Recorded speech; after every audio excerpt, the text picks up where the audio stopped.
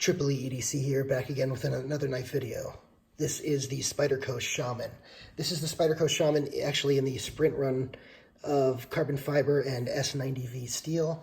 I believe it's currently sold out. I'm going to go ahead and do a video because there's many other versions of it probably coming out in sprint runs and possibly exclusives, as well as the normal versions that are just constantly for sale anyway. This has been sort of a long time coming. I apologize I didn't get this video out to you guys sooner. I have actually carried this knife quite a bit, so I'm very familiar with it, and I'm excited to get this review started. So let's start out with a couple of size comparisons. This is not a small knife. This is actually a large knife, and you can see that, especially when I compare it to some other large knives. This is the Benchmade Contigo, the Benchmade Freak. So you can see it's a very similar size actually to the Benchmade Freak, and which is, the Benchmade Freak itself is a little bit in between the Griptilian and the Contigo in size. And so you can see that up against the Griptilian. You can see it up against the Benchmade Bugout.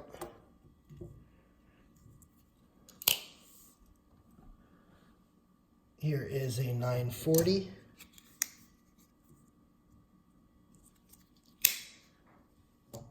And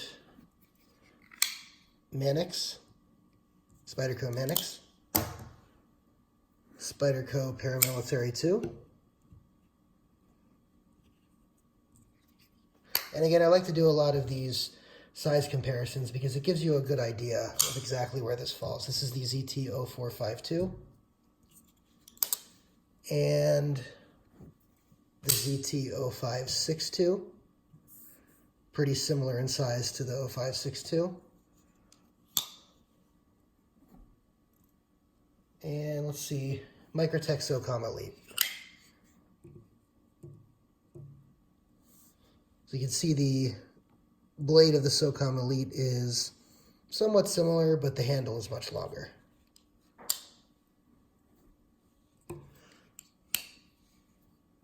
Let's see, and maybe for dexterity's sake, I'll just do one last one, the Cold Steel AD-10. Because it's another larger, hard-used knife with a contoured handle. So this has a contoured handle, this has a contoured handle. Obviously the blades they also both have tall blades. The AD-10's a little bit taller, but I thought it's also a good comparison knife. Okay, so, excuse me. I'm just getting over a cold. So what do I like and not like about this knife? Let's start with the good. So the good. The carbon fiber on this is absolutely excellent.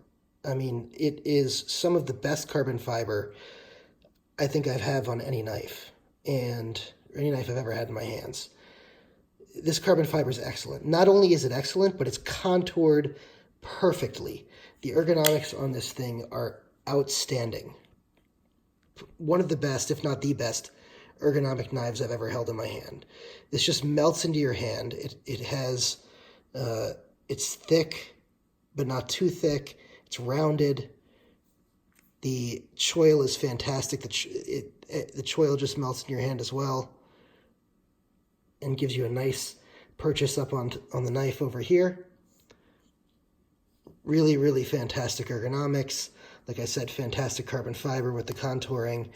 It's got the compression lock, which is great. It's got, this version has S90V steel, which a lot of people don't like because of how hard it is to sharpen, but I haven't had an issue with it. That being said, I haven't sharpened this yet. I have sharpened my Benchmade 940-1 in S90V, and that was not easy to sharpen, but it wasn't so bad that I have to complain about it.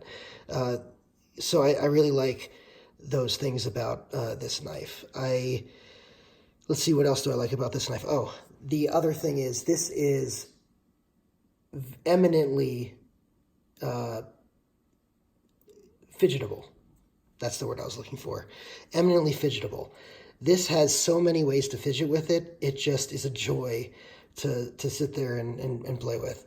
You've got, of course, your normal Spidey flick. You've got your, thumb roll, which actually feels excellent in this knife, even more so than a lot of other knives. You've got your, compression lock where you can flick it out and flick it back in. You've got your, and this one is one that you don't see on a lot of other knives. Yes, you can use the jimping here to go ahead and front flip the knife. You also can front flip it, in addition to flipping it like a lighter, you can flip it up like this, which is also a lot of fun. So this has a lot of ways, and also because the blade is so heavy, I can't do this really with the camera here, or maybe I can, I'll move around to the side, but you can, there we go, you can gravity flick it as well. And by what I mean by gravity flick is you flick your wrist so the weight of the blade causes it to open up by itself without having to depress the compression lock. So those are some of the excellent things that I really love about this knife. This has been in my pocket an absolute lot lately. This actually is pretty good in the pocket because the pocket clip is over far enough. This is, like I said, very well rounded. It's easy to get your hand past in your pocket. A lot of this tucks away into the underside of your pocket, and it sort of sits here like this in your pocket. So it's really nice in that way. What do I not like about this knife? There are a couple of things. One thing is the pocket clip. I never liked this version of the pocket clip for Spyderco where you have a lanyard hole in the middle of the pocket clip. I really don't know why Spyderco does this, and I don't like it on this knife either. I don't use a lanyard hole, and the fact that this lanyard hole is here means that I have to, ride this clip or this knife up to here.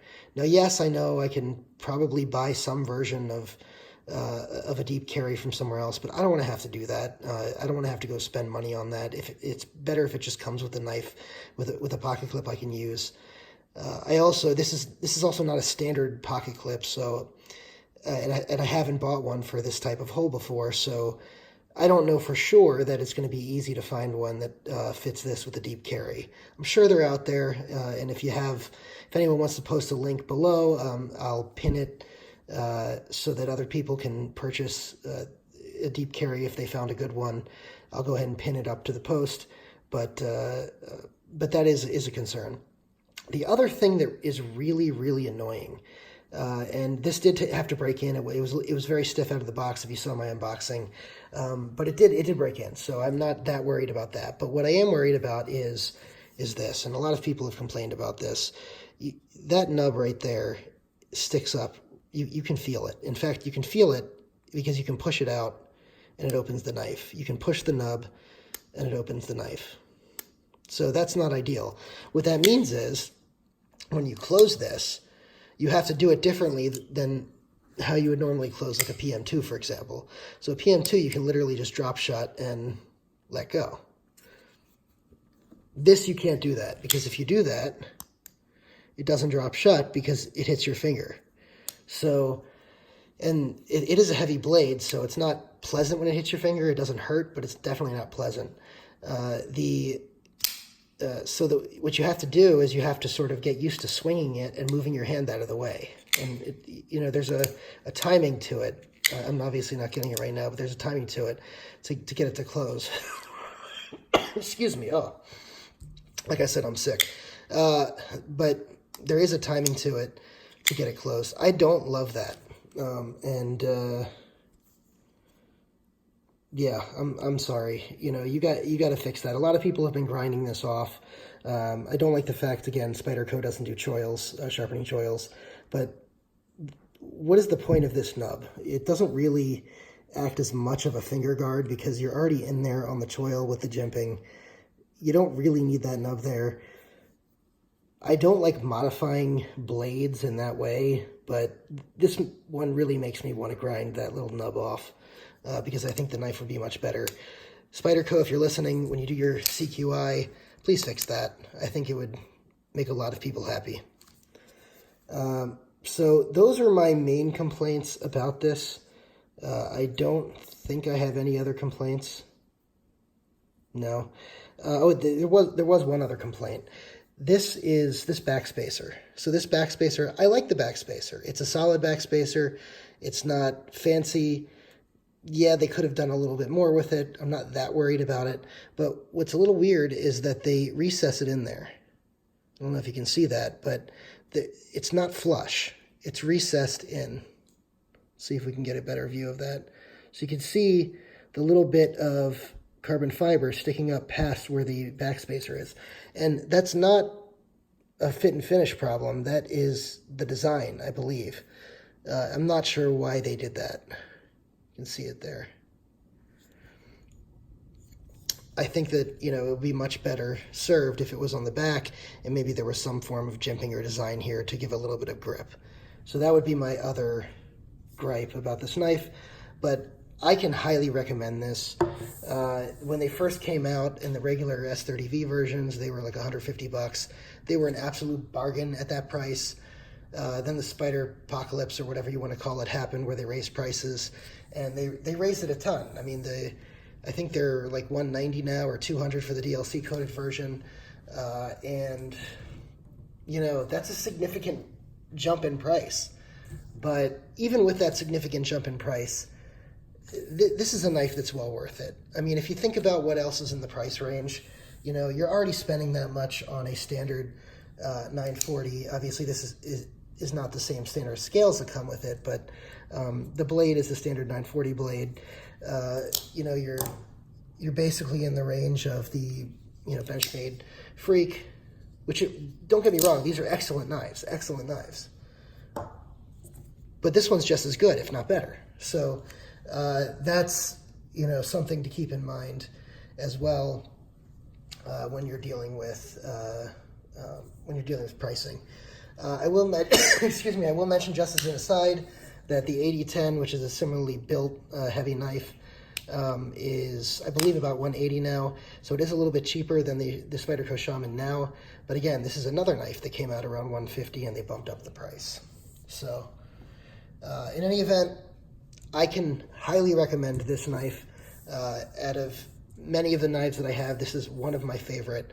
I recently did the 5 knives under $1,000, and this was what I spent the most money on in that 5 knives under $1,000. So you can tell that I really like it. And that was despite the fact that I have other knives in the same price range, like the Microtech Socom Elite, excuse me, or the,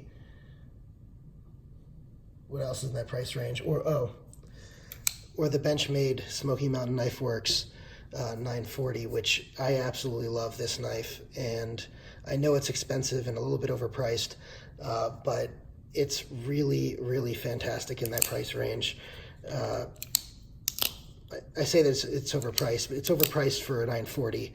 But in that price range, I think it is excellent with the red carbon fiber, the M390, the DLC, the smoke PVD backspacers. I really like this. And so I was sort of foregoing a couple of my nicer knives in that price range when I picked this one. But I really, really, really like the Shaman, and cannot recommend this enough to you guys. So if you're looking for something that's larger, like this size, pick one up. You know, if you're considering whether to pick this up versus something else in the price range, I can tell you it is worth it. Go ahead and pick this up. I can do some battles for you with some other knives in that price range, or other comparable knives in the future. But for now, get this first, and you can deal with some of the other ones second. This is excellent. I think I've worn out the ways that I can say this is excellent, so I'm going to sign off. But thank you guys for watching. Go ahead and like the video, leave a comment, and subscribe to the channel. Thank you so much for watching. Have an excellent day.